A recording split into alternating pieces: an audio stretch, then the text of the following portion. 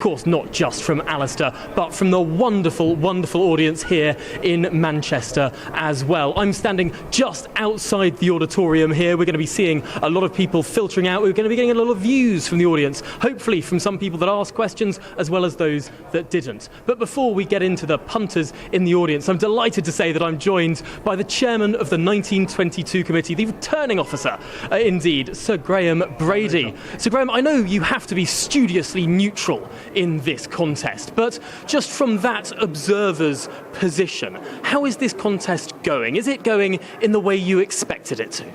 Well, I was just really happy to be there. It was a great evening, really good presentations from both the candidates, some good rigorous questioning. And I've got to say, one of the debates that goes on, people say, is this too long a contest or not? And I confess that if anything, I would have liked a shorter contest. But here we are 4 weeks in, and we've got 1,400 Conservative members here in Manchester coming to hear the two candidates, put them through their paces. I'm starting to think this is actually a very good thing.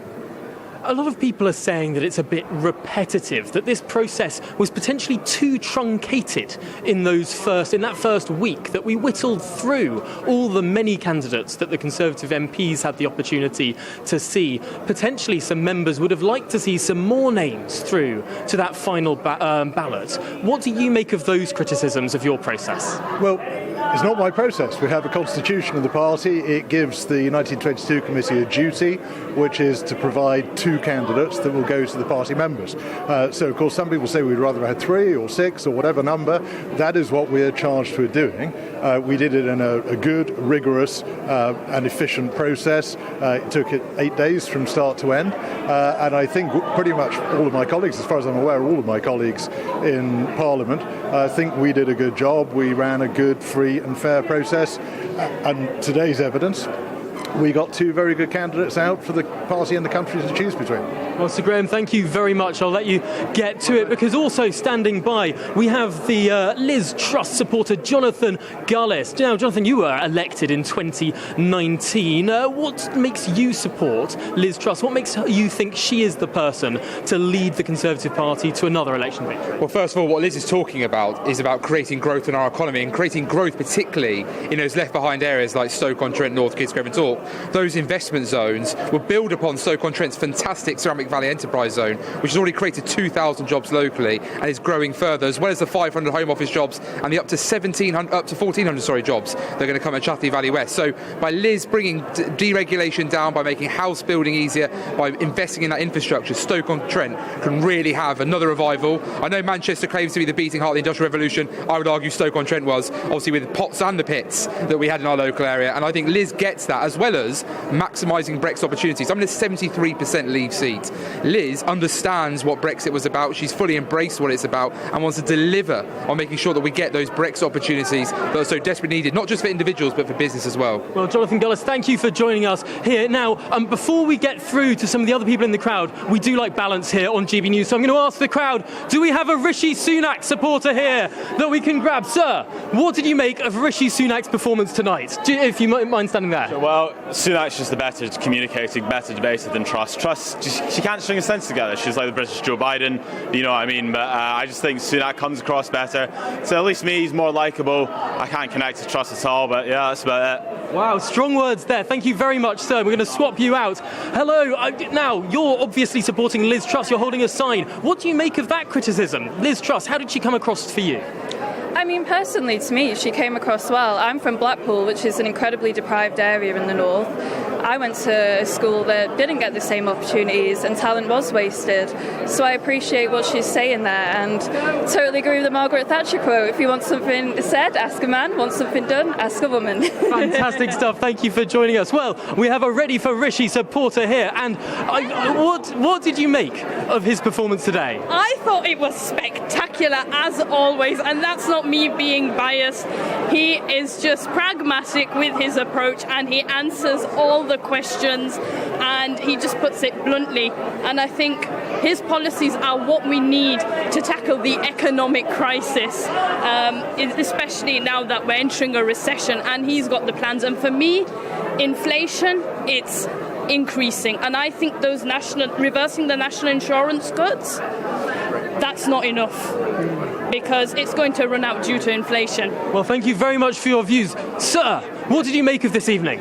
Very good discussions by both the candidates. I think Liz won quite comfortably. And I got the biggest round of applause with my question, which was about when are you going to get on developing the gas that's under our feet? Get cracking on it.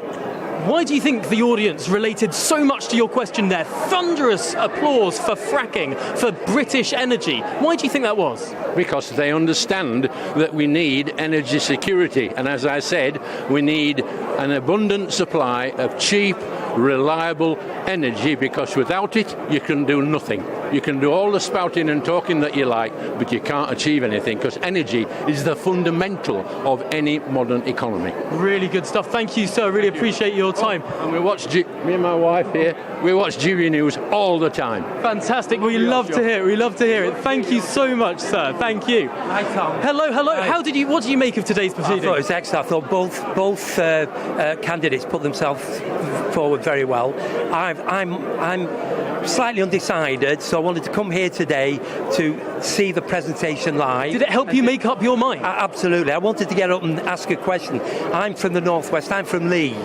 And I'm more interested in the parochial issues levelling up, because we've got a fantastic MP. He overturned the 24,000 Labour majority, and I wanted to ask Liz what she's going to do to support him winning the next general election. And unfortunately, I wasn't able to answer the question. And basically, my question's quite straightforward. How is she going to help James get spades in the ground before the next general election? It's as simple as that. Unfortunately, I couldn't ask the question. I will get the chance before this election's over. Well, there's another couple of weeks to go, sir. Thank you so much for your time. Let's get through to someone else here. Hello, sir. What do you make of today's proceedings? I came with an open mind. I think Rishi Sunak came with substance. If it came to who would I like to go to a party with, it'd probably be Liz Truss. How's that? Has today helped you make up your mind? Yeah. It has, really. I thought there was substance with Rishi Sunak's answers. I just felt it was... Rishi for me. Rishi for you, why was that? I just felt he was more direct. I just understood more what he was saying, and it just totally swayed me. Really interesting stuff. Thank you to you both. Let's get through. Sir, I'm Dr. Somra, and it was wonderful to be here and see everything. And I asked one question from Liz. She dubbed it, because I thought that whether there is a possibility of war going nuclear, she didn't answer. As far as the comparison between the two, there is no comparison. Rishi is far ahead, but he may not be elected. But the policies, if we do not handle the inflation now, £100 in my pocket will become 80. Tax cuts will inflate the things and make us all very poor. But maybe that she changes after she becomes she may change. That is the only possibility. Otherwise, on today's performance, Rishi. Well, sir, thank you so much for your words and for your fascinating question. I'm sorry, but we've run to the end of the programme here. We're going